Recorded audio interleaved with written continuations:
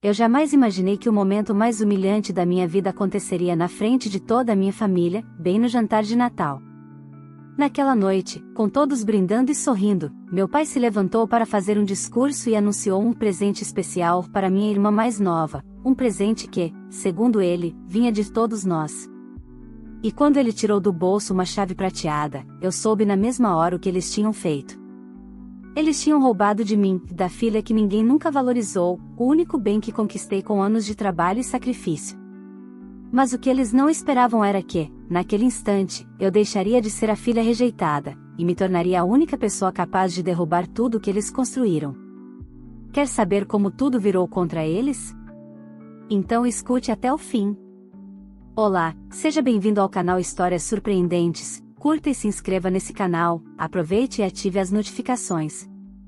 Comente aqui de qual cidade você está assistindo, vou adorar saber e deixar um coração no seu comentário. Eu nunca fui a filha favorita.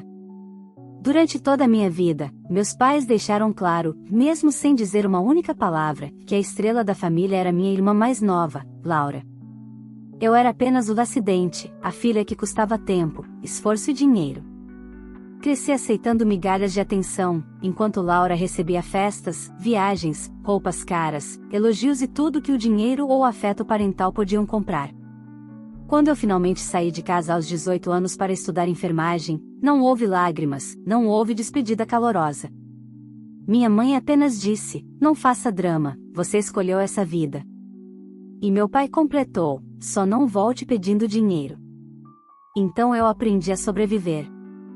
Trabalhei em 2 empregos enquanto estudava, fiz plantões dobrados, trabalhei em feriados, réveillons e carnavais enquanto minha família publicava fotos sorrindo em resorts.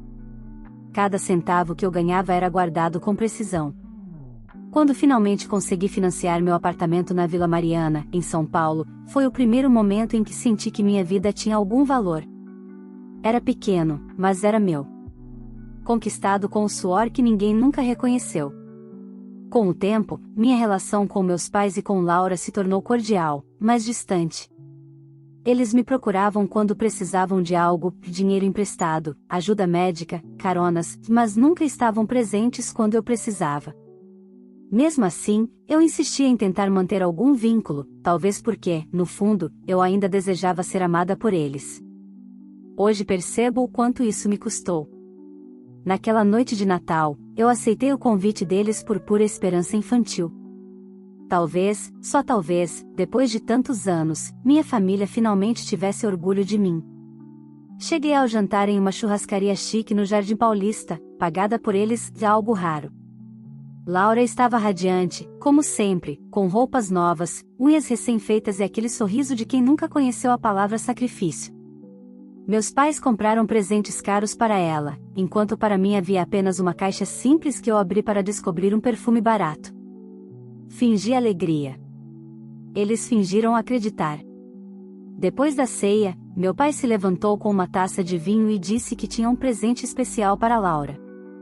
Minha mãe sorria com lágrimas nos olhos, emocionada demais para alguém que sempre foi tão fria comigo. Laura colocou a mão no peito fingindo surpresa, pronta para atuar no palco que todos haviam montado para ela.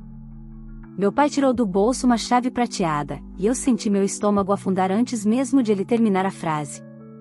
"Filha, esse é o presente da família para você. A chave do AP da sua irmã. A partir de agora, ele é seu." Ouvi as pessoas ao redor suspirarem de emoção, como se estivessem testemunhando um gesto de amor. Mas as chaves eram minhas. Era a cópia do meu apartamento. Aquela que eu achava que tinha perdido 2 semanas antes e que não imaginava que meu pai tivera a audácia de clonar sem que eu percebesse. Laura correu até meus pais, chorando de felicidade e agradecendo: "Obrigada, pai. Obrigada, mãe. Obrigada principalmente você, mana, por me dar seu apartamento." Como se eu tivesse concordado com aquilo. Mas eu não tinha. E foi naquele segundo que tudo ficou claro: eles nunca me amaram. Nunca me respeitaram. Nunca torceram por mim. Eu era apenas uma fonte de algo a ser tomado quando convinha. Tudo que conquistei lutando, sangrando e sacrificando minha saúde, seria entregue para a princesa da família como se eu fosse inexistente. Levantei-me lentamente, sentindo meu corpo tremer, mas não de medo, de fúria. A sala ficou em silêncio. Vocês estão completamente enganados, eu disse. Esse apartamento é meu.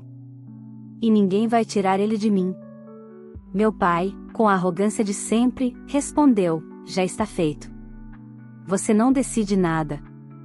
Nós decidimos. E Laura vai morar lá. Aquela foi a última vez que eles me subestimaram. Saí do restaurante em silêncio, enquanto todos me observavam como se eu fosse a ingrata da história. Naquela mesma madrugada, fui até meu apartamento e, antes mesmo de amanhecer, troquei a fechadura. Quando meus pais e minha irmã descobrissem que o plano deles tinha falhado, a máscara iria cair, e todos pagariam pelo que fizeram comigo. A partir daquele Natal, eu deixei de ser a filha rejeitada. E comecei a ser a mulher que ninguém nunca mais pisaria. Cheguei em casa naquela madrugada com o coração tão acelerado que parecia querer romper meu peito. Joguei a bolsa no sofá, tirei os sapatos no corredor e fiquei olhando para a porta do meu apartamento, aquela mesma porta que foi palco de tantas chegadas exaustas após plantões intermináveis no hospital. Eu sentia que, se eu não agisse imediatamente, minha vida seria arrancada de mim pelas pessoas que mais deveriam me proteger. Liguei para uma empresa de chaveiro 24 horas, e em menos de uma hora, a fechadura estava trocada. Quando a porta foi recolocada no lugar, senti como se estivesse construindo uma muralha entre mim e tudo o que tentaram fazer comigo naquele jantar. Enquanto o chaveiro trabalhava, eu revivia cada detalhe do momento em que meu pai entregou as cópias das minhas chaves para minha irmã. A emoção falsa, o teatro, os aplausos, os brindes. Eles realmente achavam que eu ficaria calada, que eu aceitaria, como sempre aceitei.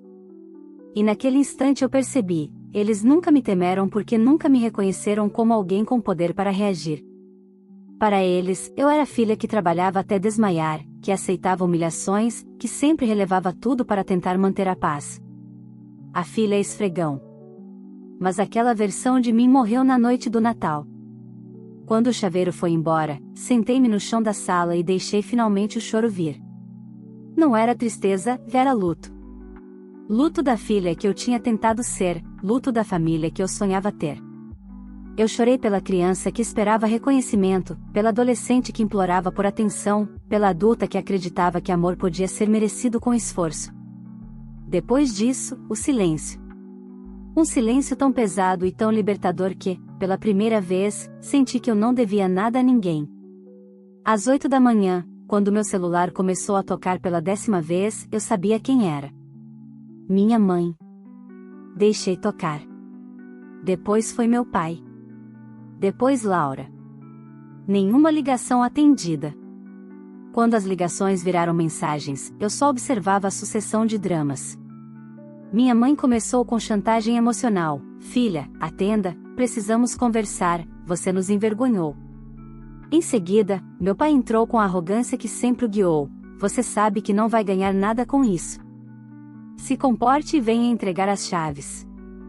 Depois veio Laura, com toda a certeza de quem sempre levou vantagem. Eu já chamei a transportadora para trazer minhas coisas para o apartamento. É melhor você facilitar. Eu ri. Pela primeira vez na vida, eu ri de verdade do absurdo daquilo tudo. Esperei até o meio-dia, quando finalmente fui para o hospital para mais um plantão. Chegando lá, meu corpo estava cansado, mas minha mente estava mais afiada do que nunca. No intervalo do almoço, eu liguei para um advogado indicado por uma colega. Contei tudo, o jantar, a cópia das chaves, a tentativa de tomar meu imóvel. Ele pediu todos os documentos do apartamento, comprovantes de pagamento, contrato e mensagens que pudessem servir como prova do plano da minha família. Eu passei a tarde digitalizando tudo. À noite, depois do plantão, fui para casa exausta, mas determinada. Quando abri meu e-mail, já havia uma resposta do advogado. Meu caso era claro, sólido. O apartamento estava no meu nome, quitado legalmente, financiado com meu trabalho. Ninguém tinha direito àquela propriedade, e qualquer tentativa de tomar o imóvel poderia ser configurada como apropriação indevida, coação e invasão de domicílio. Era tudo o que eu precisava ouvir. No dia seguinte, as ameaças começaram. Mensagens de Laura dizendo que não ia perder aquilo que já era dela. Meu pai dizendo que tinha feito o que era justo. Minha mãe dizendo que eu ia me arrepender de ter transformado o Natal em uma cena deplorável. Eu ignorei todas. Mas quando meu porteiro me ligou dizendo que meus pais e Laura estavam no prédio tentando subir, o sangue gelou. Eles gritavam do lado de fora exigindo entrada. Eu pedi ao porteiro, com a voz calma, que não liberasse ninguém. Ele obedeceu. Minutos depois, ouvi batidas violentas na minha porta. As vozes deles ecoaram pelo corredor. A minha mãe chorando, meu pai gritando que eu estava desrespeitando a família, Laura dizendo que aquela era a casa dela. Mas eu fiquei sentada no sofá, imóvel, ouvindo tudo. Eles podiam gritar o quanto quisessem, e desta vez, eu não cederia. E, naquele momento, eu soube que o que estava vindo seria bem maior do que uma simples disputa familiar. Porque quando você tira algo de alguém que sempre teve tudo, essa pessoa vira monstro. E eu estava prestes a ver até onde eles iriam para tentar destruir o que eu construí. As batidas na porta cessaram de repente. Por alguns segundos, o silêncio foi tão profundo que eu achei que eles tinham ido embora. Mas então meu pai gritou pelo corredor, com aquela voz autoritária que sempre usou para me reduzir ao silêncio: "Você está brincando com fogo. Se não abrir essa porta agora, você vai aprender do pior jeito." E pela primeira vez na vida, aquilo não me intimidou. Peguei o celular, liguei para o porteiro e pedi que chamasse a segurança do prédio e registrasse a ocorrência no livro interno. Quando meus pais ouviram o porteiro se aproximar, decidiram ir embora, mas não antes de lançar a última ameaça: "Você vai pagar caro por isso." Ninguém vira as costas para a própria família sem consequências. Quando a porta do elevador fechou atrás deles, minhas mãos começaram a tremer. Não de medo, mas de certeza. Eu tinha acabado de abrir um caminho sem volta, e eu ia até o fim. Naquele mesmo dia, o advogado me orientou a registrar um boletim de ocorrência por tentativa de invasão e assédio. Quando cheguei à delegacia, senti vergonha pela primeira vez desde o jantar. É doloroso admitir que você precisa da polícia para se proteger das pessoas que te deram a vida. Mas eu fui. Sentei diante do escrivão e contei tudo, palavra por palavra. Quando terminei, ele respirou fundo e disse: "Filha, infelizmente isso acontece mais do que você imagina. Gente boa que a família destrói, você está fazendo certo." Saí dali com o BO nas mãos como quem segura um escudo. No hospital, os dias seguintes foram os mais cansativos da minha carreira. Turnos longos, salas de emergência lotadas, pacientes graves e no fundo da mente, a guerra lá fora. Uma colega comentou que eu parecia diferente, mais séria, mais fechada. Não era impressão, era blindagem. Na noite de quinta-feira, Laura finalmente decidiu jogar a próxima carta. Recebi uma notificação judicial informando que ela havia solicitado a reintegração de posse do apartamento, alegando que aquele imóvel havia sido oferecido a ela de comum acordo pela família e que eu teria agido com violência moral ao impedir sua entrada. Quando li aquelas palavras, senti um frio na espinha. Eles estavam dispostos a qualquer coisa, até virar o jogo na justiça com mentiras e manipulação. Passei a madrugada separando documentos e enviando tudo ao advogado: contrato de compra, comprovantes de transferência bancária, imposto de renda, extratos de FGTS usados no financiamento. Ele respondeu com uma calma profissional que me salvou: "A ação dela não tem fundamento. Ela está tentando intimidar você. Eu vou pedir uma liminar para garantir legalmente que ninguém pode se aproximar do imóvel." No dia seguinte, às 8 da manhã, recebi a mensagem mais amarga da minha vida, a mensagem que acabou de vez com qualquer ilusão que eu ainda nutria sobre minha mãe. Ela escreveu: "Sua irmã merece mais do que você. Ela é a verdadeira alegria da família. Nós sacrificamos tudo por ela. Ela merece o apartamento muito mais do que alguém que só pensa em si." Eu reli aquelas palavras tantas vezes que elas ficaram gravadas na minha pele. Não eram apenas agressivas. Eram confessionais. Minha mãe finalmente disse com todas as letras o que eu senti durante toda a minha vida: eu nunca fui amada. Eu estava no hospital quando li. No meio do plantão. E mesmo cercada de gente, eu nunca me senti tão sozinha. Encostei na parede fria do corredor e respirei fundo. Uma parte de mim queria gritar, quebrar alguma coisa, sumir do mapa. Mas eu fechei os olhos e disse para mim mesma, com toda a força que eu tinha, eu não vou deixar eles me destruir. Naquela noite, o advogado me ligou com uma notícia que virou todo o jogo: a liminar foi deferida. A partir de hoje, seus pais e sua irmã estão proibidos judicialmente de tentar entrar no imóvel ou te abordar com intenção de tomar a propriedade. Qualquer tentativa será considerada crime. Quando desliguei, eu chorei. Não de dor, mas de alívio. Pela primeira vez, eu não estava lutando sozinha. Pela primeira vez, alguém estava dizendo ao mundo que eu tinha valor. Mas eu também sabia que a liminar não encerraria a guerra, ela apenas mudaria o campo de batalha. E eu não estava errada.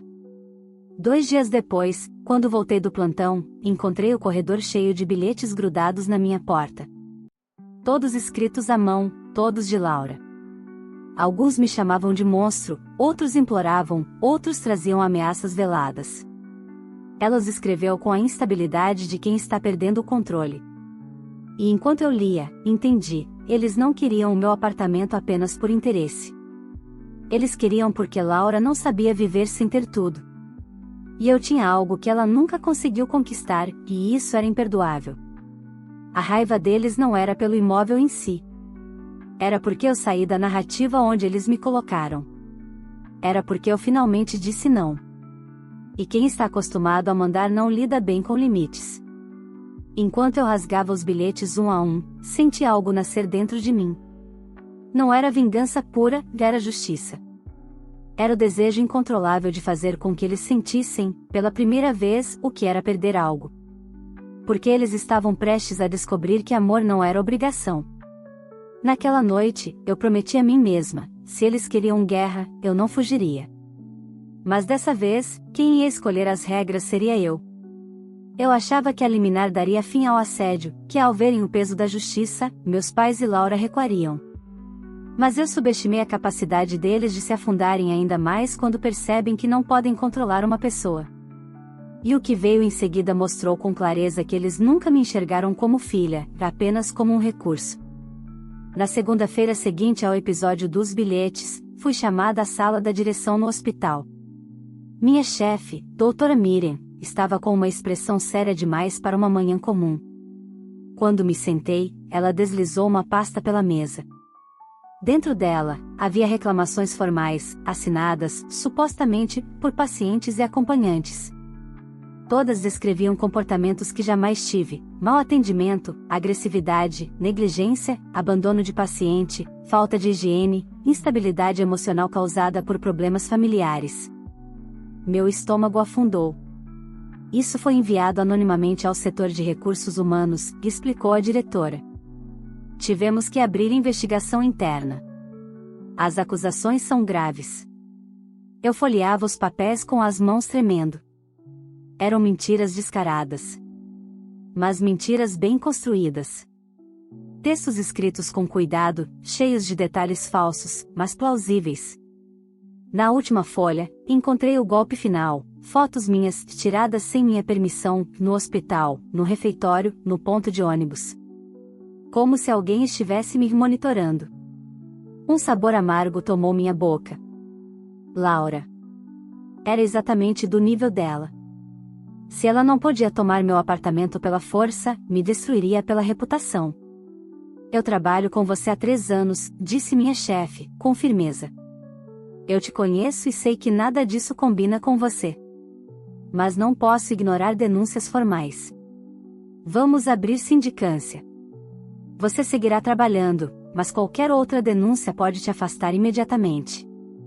Eu agradeci, mas saí da sala com a sensação de estar respirando debaixo d'água. No banheiro, encostei a testa no espelho. Eu sabia exatamente o que estava acontecendo: meus pais e minha irmã estavam tentando arruinar o único pilar restante da minha vida, meu trabalho. Se me derrubassem profissionalmente, eu ficaria vulnerável, emocionalmente e financeiramente. E então, sim, eles teriam o que queriam. E naquele momento uma coisa ficou clara: não se tratava apenas do apartamento. Se tratava de controle. Se tratava de nunca terem suportado ver a filha rejeitada vencer sem eles. Quando cheguei em casa naquela noite, encontrei, dentro da caixinha de correspondência, um envelope rosa. Letra de Laura. Eu queria jogar fora, mas algo me fez abrir. Dentro havia uma carta escrita à mão: você pode ter ganho essa batalha, mas eu sempre fui e sempre serei melhor que você. Você pode ter o apartamento, mas não tem nada além disso. Eu tenho nossos pais. Tenho amor. Tenho reconhecimento. Você só tem paredes. E quando você perder o emprego, vamos ver quanto tempo dura essa sua pose. O papel tremia entre meus dedos. Não era apenas maldade. Era inveja. Inveja porque, mesmo sendo tratada como inútil a vida inteira, eu tinha construído algo que ela jamais conseguiu por mérito próprio. Aquilo tudo não era justiça, não era disputa, era ciúmes puro. Eu poderia ter ignorado. Poderia ter bloqueado, me afastado, tentado viver em paz. Mas havia algo crescendo dentro de mim, uma certeza firme e silenciosa: eles só parariam quando aprendessem que eu não era mais alguém que aceitaria ser destruída. Então eu fiz a coisa que transformou totalmente os rumos daquela guerra. Eu procurei uma amiga do hospital, jornalista investigativa nas horas vagas, especializada em fraudes, grilagem, lavagem patrimonial e processos judiciais sujos. Contei tudo. Não como vítima, mas como alguém que precisava de informação. E quando ela me perguntou os nomes da minha família, eu vi algo mudar no olhar dela. Eu já ouvi esse sobrenome em alguns processos do fórum. Me dá uns dias. Eu fiquei em silêncio por alguns segundos. Aquilo podia ser coincidência. Mas podia não ser. 3 dias depois, recebi uma ligação dela às 23h08. Preciso te mostrar uma coisa. Urgente. Nos encontramos numa cafeteria 24 horas. Ela abriu o laptop, girou para mim e disse: você achou que essa briga começou no Natal. Mas essa briga começou muito antes de você perceber. Na tela havia processos, documentos, certidões, solicitações de empréstimo, penhoras, e tudo apontava para a mesma coisa: Laura e meus pais estavam afundados em dívidas. Eles estavam com o nome sujo em financeiras e bancos. A casa deles estava prestes a ser tomada pela justiça. O apartamento que eu conquistei era a única salvação. Meu pai tinha feito empréstimos em nome da minha mãe e, pasme, em nome da própria Laura, usando documentos falsos. Eles estavam perdidos financeiramente e decidiram que o meu apartamento seria a saída de emergência. Eu senti a respiração falhar. Tudo fez sentido. Eles não queriam me destruir porque me odiavam. Eles queriam me destruir porque precisavam do que era meu para sobreviver. Fechei o laptop. Olhei para minha amiga. E falei a frase que definiu o resto da minha história: se eles querem guerra, então agora eu declaro. Mas quem vai sair queimado não vou ser eu. E naquele momento eu entendi que eu não estava mais lutando para manter o que era meu. Eu estava lutando para garantir que eles nunca pudessem fazer com outra pessoa o que tentaram fazer comigo. Quando saí da cafeteria naquela madrugada, a cidade parecia outra. As luzes dos prédios, os sons dos carros, o vento frio de São Paulo em dezembro, tudo tinha um significado diferente. Eu não era mais uma filha implorando por afeto. Eu era uma mulher prestes a expor uma família inteira que sempre se sustentou de mentira, aparência e manipulação. E, pela primeira vez, eu não tinha medo. No dia seguinte, antes do plantão, encontrei o advogado e contei tudo o que minha amiga havia descoberto. Ele ouviu em silêncio, os dedos entrelaçados, calculando cada detalhe. Quando terminei, ele respirou fundo: se formos para cima com tudo agora, eles se tornam perigosos. Mas se esperarmos o momento certo, a queda deles será inevitável. E foi exatamente isso que fizemos e esperamos. Enquanto isso, continuei vivendo minha vida da forma mais normal possível. Trabalhando, pagando minhas contas, fazendo plantões, mas com outra postura. Eu estava alerta. Blindada. Fria. Eles já não tinham acesso à minha mente, nem ao meu coração. A cada dia, Novas tentativas de ataque vinham, mensagens do meu pai dizendo que eu era uma ingrata que destruiu a união da família, áudios da minha mãe chorando e me culpando por tudo, histórias de Laura nas redes sociais se colocando como vítima de uma irmã transtornada e egoísta. Mas eu apenas juntava provas, arquivava prints e esperava. Até que um evento inesperado aconteceu, acelerando tudo. Meu chefe me chamou novamente à sala. Quando entrei, ele tinha outra pasta em cima da mesa, mas dessa vez, ele sorriu. A sindicância foi concluída. Ele disse com um alívio quase emocional. Todas as denúncias contra você eram falsas. 2 assinaturas eram idênticas e foram comparadas graficamente. Tentaram arruinar sua reputação com documentos fraudados. Isso é crime, e o hospital vai encaminhar às autoridades.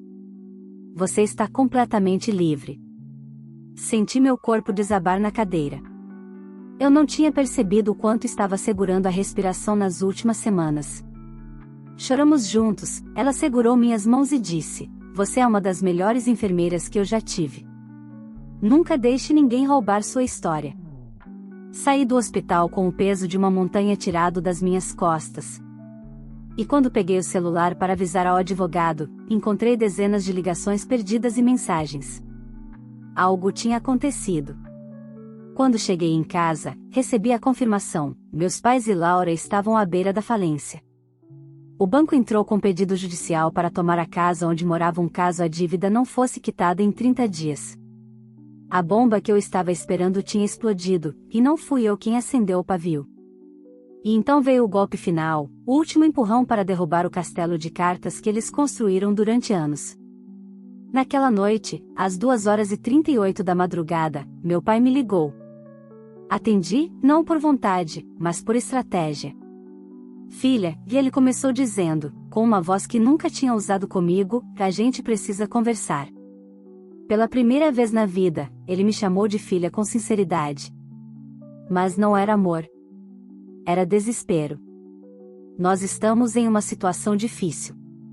Continuou, tentando conter a voz trêmula. "Você sabe que a família é mais importante do que dinheiro." Eu respirei fundo. "O que você quer?" Ele hesitou, como se engolir a própria arrogância fosse doloroso. "O apartamento." Disse de forma crua. "Se você vender e passar metade para nós, resolvemos tudo. Salvamos nossa casa. Salvamos nossa vida." Eu não sei o que foi mais chocante, ele finalmente admitir que queria o apartamento ou ele realmente acreditar que eu faria isso depois de tudo.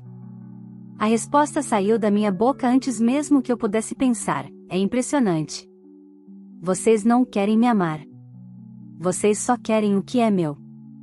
Isso é injusto." Ele gritou. "Eu sou seu pai. Você deve isso à família." Eu ri. Riso seco, sem humor, que eu não devo nada a ninguém. Eu paguei cada tijolo daquele apartamento com noites sem dormir, com dores nas costas, com plantões quando vocês viajavam para praias. Você nunca me ajudou. Nunca acreditou em mim. Nunca se importou comigo. E agora quer meu esforço para salvar a vida que vocês destruíram? Não. Houve silêncio. Tenso. Profundo. E então ele mostrou quem realmente era. "Se você não fizer isso, você vai se arrepender pelo resto da vida." Eu desliguei. E naquele momento algo dentro de mim apagou, como se um fio que ainda me prendia àquela família finalmente tivesse sido cortado. No dia seguinte, ao chegar no hospital, minha amiga jornalista aguardava na recepção com um dossiê nas mãos. Ela descobriu ainda mais: desvios, golpes bancários, falsificação de assinaturas e até uso ilegal de dados pessoais. Coisas enormes, que explicavam o desespero da minha família. Eles estavam afundados não só em dívidas, mas em crimes. E então eu tomei a decisão que selaria tudo. Entreguei o dossiê ao advogado. "Faça o que for necessário." Eu disse. "Eles escolheram a guerra. Agora vão colher o que plantaram." Ele me olhou com firmeza e respeito. "A partir de hoje, você está protegida. Agora, é a justiça que vai falar por você." Eu saí do escritório com passo firme. O vento da Paulista bateu no meu rosto e, pela primeira vez em toda a minha vida, eu senti que estava caminhando para algum lugar que não dependia de aprovação nem amor. E assim, de forma silenciosa, mas devastadora, comecei o processo que faria meus pais e minha irmã enfrentarem, pela primeira vez, o peso das consequências. A guerra terminou no jantar de Natal. O acerto de contas estava apenas começando. Quando autorizei meu advogado a mover o processo, eu não imaginava que os desdobramentos seriam tão rápidos. Menos de 3 semanas depois, a justiça concedeu uma decisão que bloqueava bens e contas bancárias dos meus pais e da minha irmã, como medida preventiva diante das suspeitas de fraude. O apartamento deles entrou em penhora. E, pela primeira vez na vida, eles foram obrigados a lidar com algo que nunca conheceram: consequências. Eu não estava presente quando receberam a intimação. Soube pelo advogado, depois pelo condomínio e, por último, pelos sussurros no bairro onde moraram a vida inteira. A família perfeita que adorava posar para fotos fez exatamente o que sempre fez quando a imagem foi ameaçada: fingiu que estava tudo bem. Mas logo a verdade vazou, porque segredos desse tamanho nunca morrem no silêncio. O banco começou a tomar providências. O proprietário do carro de luxo de Laura apareceu cobrando parcelas atrasadas. E as pessoas que sempre os bajularam se afastaram como ratos deixando um navio prestes a afundar. Enquanto isso, minha vida seguia. Eu trabalhava, dormia, comia, respirava e, pela primeira vez, sem o peso emocional de tentar merecer o amor deles. A dor ainda existia, claro. A ferida de ser rejeitada pelos próprios pais não cicatriza da noite para o dia. Mas era diferente agora. Não era mais uma ferida aberta. Era uma cicatriz, viva, mas encerrada. Foi então que a última tentativa de manipulação aconteceu. Numa tarde de domingo, o interfone tocou. O porteiro avisou que minha mãe estava no saguão. Respirei fundo e autorizei que ela subisse. Não porque eu quisesse vê-la, mas porque eu precisava dessa conversa para fechar um ciclo. Quando ela entrou no meu apartamento, parecia menor. Olhos inchados, passos hesitantes. Mas quando começou a falar, reconheci imediatamente a mulher que me criou. Você destruiu nossa família, ela disse, com a voz dura. Seu pai está arrasado, Laura está em depressão. Você conseguiu o que queria? Eu fiquei em silêncio por alguns segundos, observando cada palavra. Não havia um traço de arrependimento. Nada de pedido de desculpas.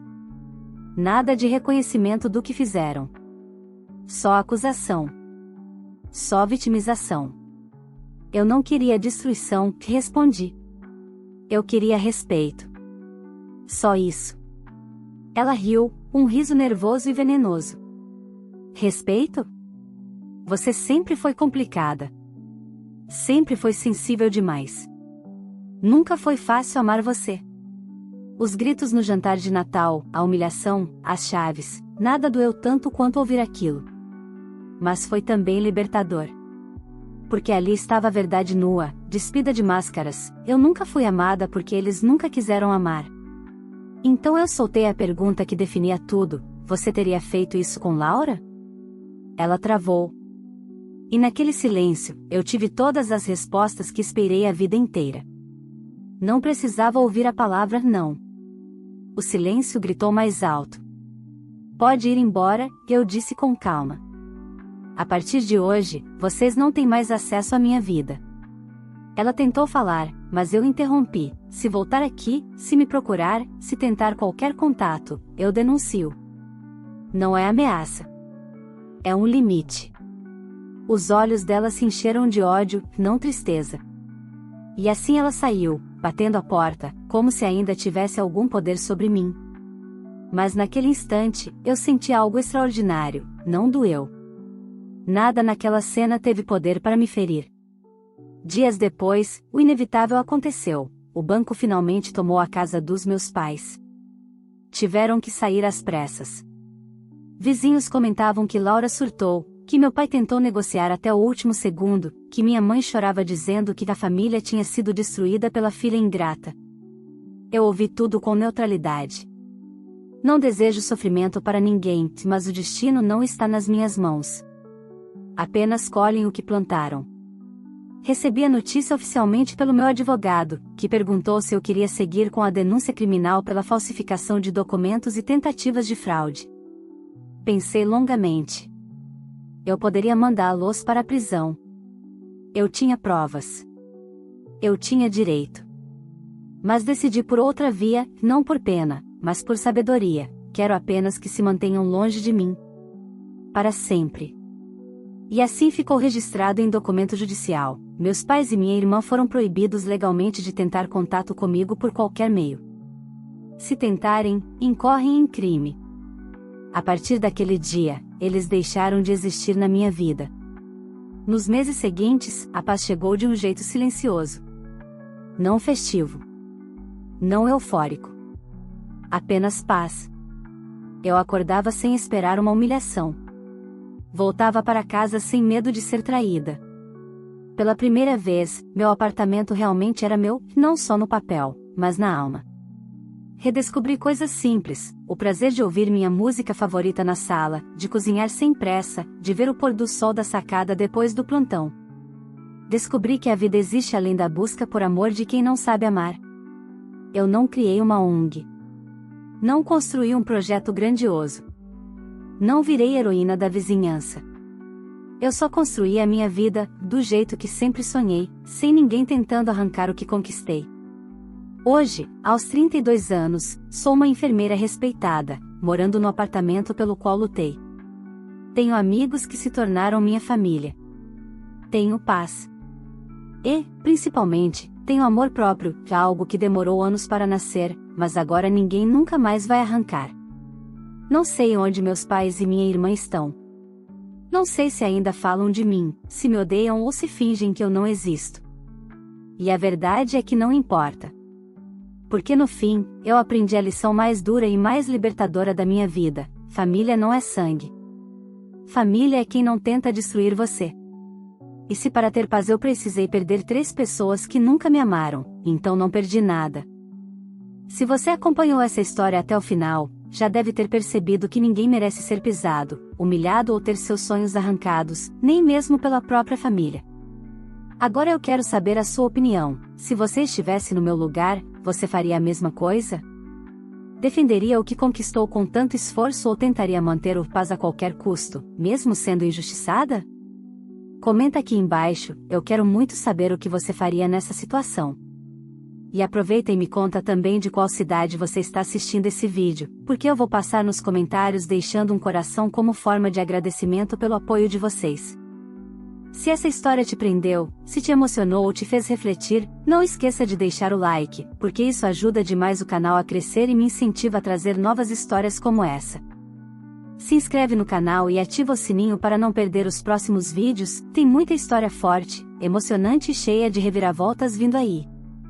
E se você conhece alguém que precisa ouvir essa lição de vida, compartilhe esse vídeo no WhatsApp, nos grupos da família ou com aquela amiga que adora histórias cheias de justiça.